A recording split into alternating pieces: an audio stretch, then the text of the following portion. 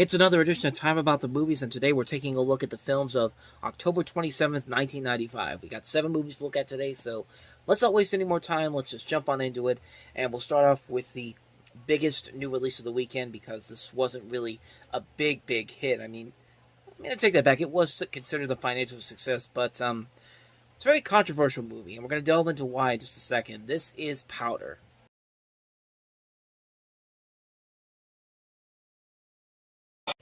Before we talk about the movie, let's talk about that controversy I was talking about before. This is directed by Victor Salva, who you may know as the director of the Jeepers Creepers movies. But when he directed this movie, there was a controversy, and he had been convicted of molesting a 12-year-old child actor during the production of the film that he did prior to this, which was Clown House back in 1988. And he was actually sentenced to 3 years imprisonment and released after 15 months. Disney officials reported that they learned of Salva's crime only after the production of the film had begun and stressed that there were no minors on the set for the film. When Powder actually was released, the victim, Nathan Forrest Winters, actually came forward again in attempts to get the film boycotted and to boycott the film and protest its release. But as you can see, it didn't really work, as the film eventually did come out, and it was a decent hit critically, financially, but critically, it got a mixed bag. And judging from this trailer, you can kind of see why. It's got a unique idea to it, but when you watch this movie, all you can think of is it's just Edward Scissorhands with more of a supernatural element to it. I mean, there are some things in here that could be pretty interesting about it. Like, the performances, I think, are okay. Sean Patrick Flannery, I think, does a pretty good job in this role as the title character. So does Jeff Goldblum and Mary Steenburgen, but it just can't get away from the fact that it's pretty much a knockoff of Edward Scissorhands in a way. Like, it feels like that type of a movie, except let's add more of a supernatural element. Instead of the fact that he has these scissors for hands, let's make him into like this unusual creature who has these incredible telepathic and paranormal powers to him. In a way, it's kind of you could probably make the argument that this is kind of like an X-Men prequel sort of a way. Like, if they had gone that route, I think this movie could have been a little bit more interesting, but other than that, though, it's just a movie that has some good ideas to it, but just the wrong execution of it. It just kind of falls into predictable territory. It's the movie where everybody looks to this person as the savior or the one who's going to change this world forever. And it's just kind of like, it's not really all that interesting or that exciting.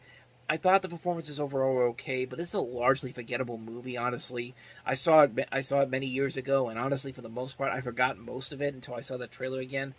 And, yeah, really, that's pretty much all I could say about it. It's a film that, some good ideas, but not enough to really recommend it. So that's Powder. Let's move on to the next movie that we have here, and that is the pairing I think everyone was looking forward to seeing. Eddie Murphy and Wes Craven working together on a movie, and that movie was Vampire in Brooklyn.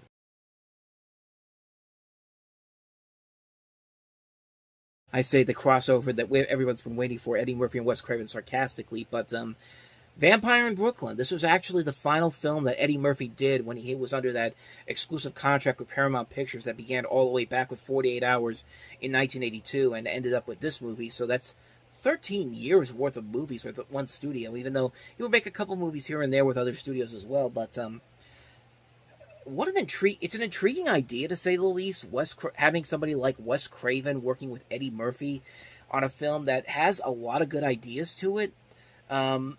At the time of its release, it got negative reviews. It was considered by many as one of the worst movies of the year, and everybody thought that this was Eddie Murphy's low point. But Eddie Murphy made some bad movies before this, and certainly bad movies after this. And I think more than everyone expected, this movie was not a success at the box office, but as it has gone on in years, this movie has been regarded as kind of a cult classic and has been reevaluated as a very unique experience of a film.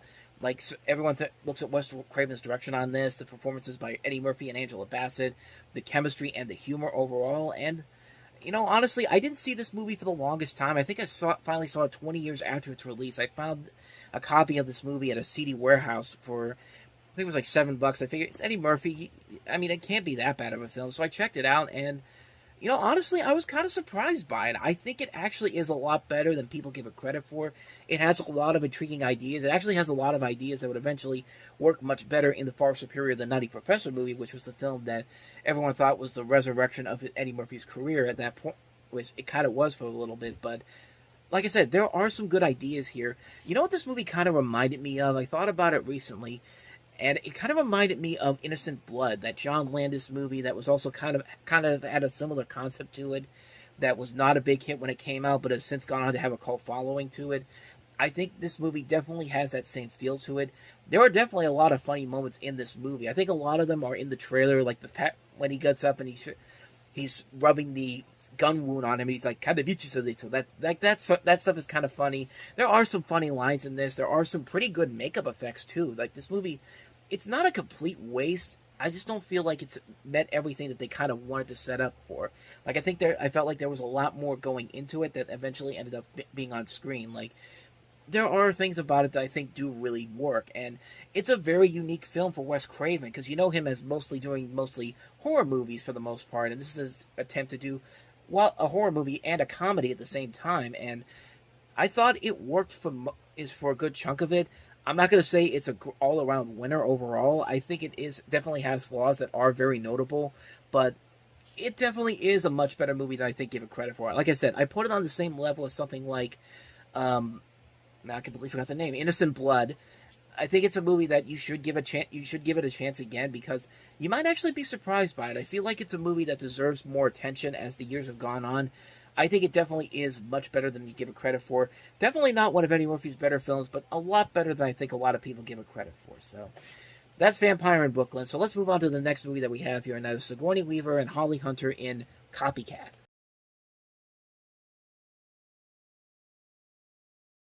Another one of those movies I always heard about as a kid, but obviously because I was 6 years old at the time, I wouldn't have been able to see it. But the years have gone on. I've never really had the real thought process to actually go watch this movie again. But the overall thinking behind the movie from the trailers that I've seen is that it could be something interesting. I've never seen it before, but it could be something interesting. This idea that you have Harry Connick Jr. playing this killer who basically imitates all these different serial killers, from Ted Bundy to Jeffrey Dahmer to the Boston Strangler to David Berkowitz, all these different people in history, and it could be a very interesting concept too. I mean, Harry Connick Jr. can be a pretty decent actor if you give him the right role to work with, and I don't know. I don't know. In this trailer, it's kind of I think he might be playing it a little bit too crazy, or a little bit too over the top. But again, I haven't seen the movie, so I can't really say too much about it. But I'll give it this though. It has some pretty good reviews to it. It actually was honored as honored by the AFI American Film Institute in the 100 Years, 100 Thrills category when they did that list in 2001. So I'm just getting this information off of here because I need to know this information to talk about it. But yeah, like I said, I haven't seen the movie. It definitely has some promise to it, but I've never really had the real interest in actually checking it out for myself. So maybe one day I definitely will, because it does have some pretty good actors to it and it has a good concept, but I really can't say too much more about it. So that's Copycat. Let me know what you thought about it down below. With that said, let's move on to the next movie, and that is Patrick Swayze in Three Wishes.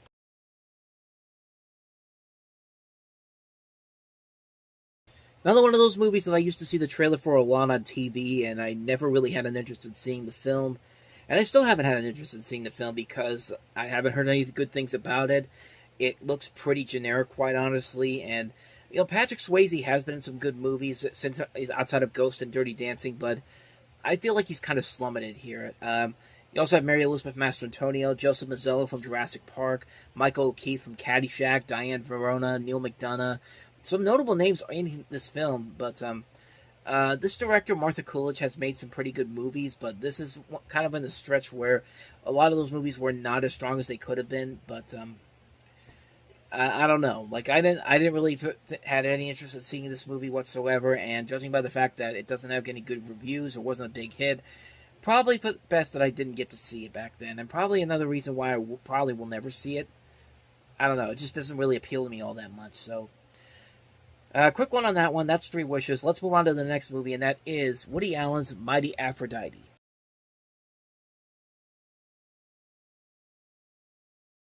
This is the film that Mira Sorvino won her Academy Award on, and rightfully so, because she really is the best thing about the film. I mean, she's wonderful in this performance. She's probably the most entertaining prostitute you'll see on screen since Julia Roberts in Pretty Woman. I mean, that's pretty good company there. But the screenplay basically is inspired by the story of Pygmalion and is about Woody Allen's search for his genius adopted son's biological mother, finding out that she's basically a dim-witted prostitute. And it works in a lot of ways. It really works on a number of ways. Not just Mira Sorvino, but the cast overall is pretty good. F. Murray Abraham, Woody Allen, Helena Bonham Carter, Olympia Dukakis, Michael Rappaport, David Ogden Stiers, Peter Weller, Jack Warden. Just a really solid cast overall. And this is probably one of my favorite movies from Woody Allen in the 1990s. And it's mostly because of what Mira Sorvino brings to the table. I mean, she is the star of this movie. And she really is the spotlight of the film. If you're going to watch this movie, watch it for her. She's fantastic in it. And it's just like I said, it's just an overall really funny movie. I really enjoy it a lot. Mighty Aphrodite, I highly recommend checking it out. I think it's one of Woody Allen's 10 best movies he's ever made as a filmmaker. So that's Mighty Aphrodite. Let's move on to another really good movie that had some actors that won Academy Awards in it. Actually just won. Nicolas Cage and Elizabeth Shue in Leaving Las Vegas.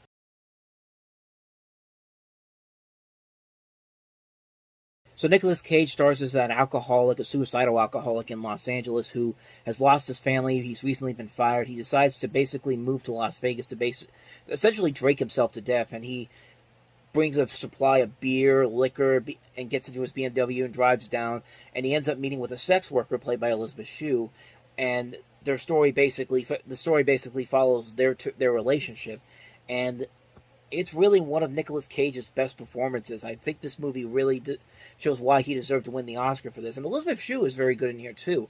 It's a really solid film about these two people who are very much polar opposites, but as they meet together, they eventually have this interesting relationship that keeps you invested throughout the course of the film. Mike Figgis, I think, does a very good job handling the script and directing the film. In a way, it kind of reminds me a little bit of Lost in Translation. It kind of has that same concept, except you replace Nicolas Cage and Elizabeth Shue with Bill Murray and Scarlett Johansson and set it in Japan instead of Las Vegas, and you get kind of the same concept. But, I mean, both movies are great, but this movie really, I think, is definitely one of Nicolas Cage's most strongest films. And it's interesting that this film was shot in Super 16mm instead of the usual 35mm. And it gives it that nice grainy look to it that feels a little bit dated, but at the same time feels more modernized in this situation. I thought it worked really well here, and it's a damn good movie. It's a really damn good film. One of the best movies from 1995. I can't recommend it enough. Leaving Las Vegas. If you haven't seen it, definitely check it out.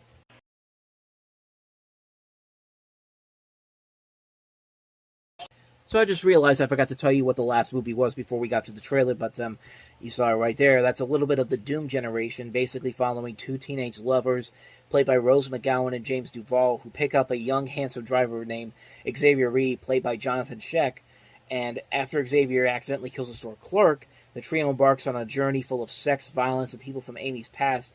It's billed as a heterosexual movie by Greg Araki, who's the director of the film. And it's actually the second film of his Teenage Apocalypse film trilogy, the first one being Totally Fucked Up, and the last one being Nowhere, which I never covered the first one down there. And because of that, I've never really seen these movies, so I don't really know what to feel about these movies because I've never really seen them. And it's not for a lack of trying, I just never really knew these movies even existed until I did the research on this, and so that's why I never really took the opportunity to look at those films. And I don't know. I've never been given a real good reason to actually check these movies out, honestly. Like, they could be interesting, but I just never had the real urge to go see them. Maybe one day I definitely will, but not right now. So that's pretty much all I got for you on this one, the Doom Generation. So that wraps this one up. So on that note, we wrap up another edition of Time About the Movies. We'll jump into November on the next episode with 6 movies, including William Baldwin and Cindy Crawford in the action bomb Fair Game, Holly Hunter and leading an ensemble cast in Jodie Foster's directorial effort Home for the Holidays, Christina Ricci and Anna Klumsky in Gold Diggers, The Secret of Bear Mountain, Total Eclipse, The Kingdom, and The Business Affair. So 6 movies to look at next time around, and we'll delve into those on the next episode. But until then, thank you very much for watching, and if you want to see more videos like this, please hit the playlist on the next page, check out the previous episode, and I will see you guys tomorrow for another episode. So thank you for watching, I'll see you next time, and until then, as always, take care.